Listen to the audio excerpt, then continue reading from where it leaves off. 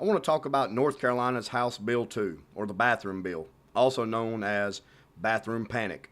Here's the situation. The city of Charlotte passed a law granting transgendered people the right to use the bathroom that corresponds to their gender identity back in February of this year, 2016. What that means is this. If a man claims that he is a woman trapped in a man's body, then he can go into the women's bathroom. Vice versa as well. If a woman claims that she is a man trapped in a woman's body, then she can go into the men's bathroom. This caused a big uproar in the city of Charlotte with many of its residents. A month later, in March of this year, Governor Pat McCrory and the state of North Carolina passed House Bill 2, which stopped transgendered persons from going into the bathroom of their so-called gender identity anywhere in the state of North Carolina. When this happened, it caused a big uproar amongst the LGBT community and became a hot topic on the mainstream media outlets. Many people said, who cares where you go to the bathroom? Many said, I don't want anyone telling me where I can or cannot go to the bathroom. Some commented, this is government overstepping their boundaries. I went online and could not believe what I was reading and hearing come from the people that preach tolerance. The LGBT crowd goes around preaching tolerance and acceptance, but when people began to voice their opinion against what the queer crowd wanted, the LGBT people began making statements like this. The conservatives are worse than ISIS. ISIS cuts the heads off of people, especially the LGBT crowd. However, the American conservative just wants them to go to the proper bathroom. Some said right-wingers need to die. Wow. So much for tolerance and acceptance from this crowd. They're wishing people dead while the conservatives are wishing they would just go to the proper restroom. I think with everything that is going on in our country, unemployment being high, disease being spread, racial tensions rising, the economy being what it is, wars and rumors of war, natural disasters happening all over, that there are more important things to be discussed and dealt with other than transgender bathroom preference. To me and thousands of others in North Carolina and millions more around the country feel that this subject is common sense. We have heard the queer crowd's argument over and over and over again. So I want to present my point of view on this subject. The definition of transgenderism is this: the desire to change one sex or to fulfill the role of the opposite gender. Genesis chapter number 1 verse 27 says this: so God created man in his own image. In the image of God created he him. Male and female created he them. God created man and woman.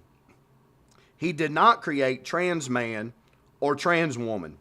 God did not create any fee-boys or she-men, no shims or he-she's. Trans man and trans woman is sinful man's doings, not God's. Transgenderism is sin.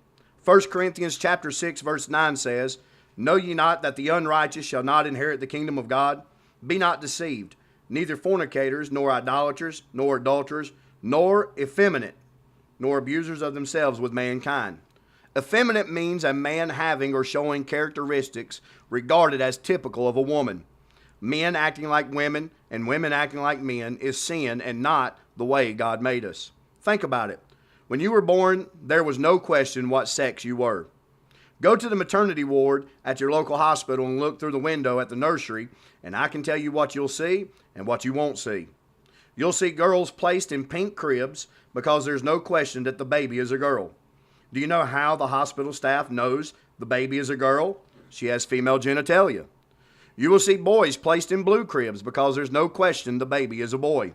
Do you know how the hospital staff knows he's a baby boy? Because he has male genitalia. You will not see rainbow cribs for the transgendered boy, nor will you see rainbow cribs for the transgender girl, because medically there is boy or there is girl.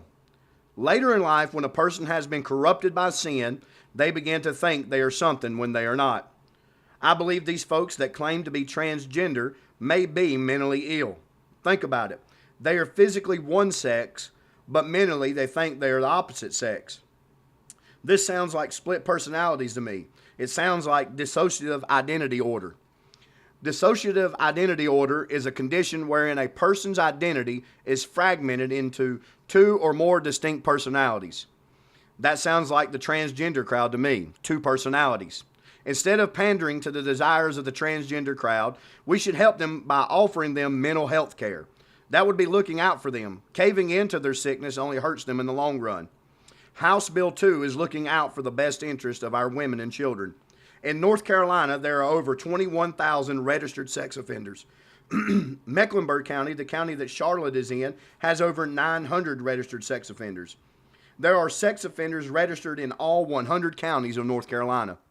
Under the bathroom law, before it was overturned, all 21,000 plus registered sex offenders would have been given the legal right to go into any public restroom no matter how it was labeled. All they would have to do is claim they're transgendered.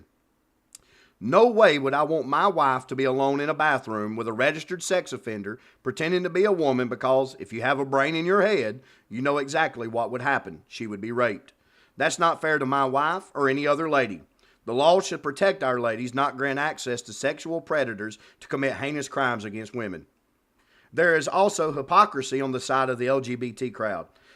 They say that's a weak argument and that's not what would happen. Well, the man that helped lead the fight to get it passed in Charlotte, where a person could go into the restroom of their so-called gender identity, is himself a registered sex offender. No, that wouldn't happen. That wouldn't happen. Well, I wonder what his intentions would be if he was alone with your wife or your children. I heard this argument on RT. What's the big deal? It's not like you're going to be using the bathroom out in the open in front of people. Bathrooms have stalls. That argument doesn't hold water. How about gyms? Gyms have bathrooms with locker rooms and showers. These are the areas where people could possibly be exposed to those around them. I don't want my wife or your wife to be showering and changing clothes in an area where they will be naked, where there'll be naked men walking around and looking at them. Do you not see how easy this would be for men to prey on women? All they would have to do is claim they're transgendered, and they can go and violate women's privacy. Vice versa. A woman could go into the men's changing room to view men in the nude by claiming she's transgendered. Then let a man begin to look back at her in the nude, and then bam, he's hit with a sexual harassment charge. But here's the most common sense argument of all. Bathrooms are marked men's or boys, women's or girls, not trans man, trans boy, trans woman, nor trans girl, because there isn't any such thing. Chuck Norris said it best. I was once a man trapped in a woman's body, but then my mother gave birth. Folks, this is common sense. God created man and women. If you have male parts on your body, go to the men's room. If you have female genitalia, go to the women's room. If you feel that isn't fair and hurts your transgender feelings, hold it till you get home.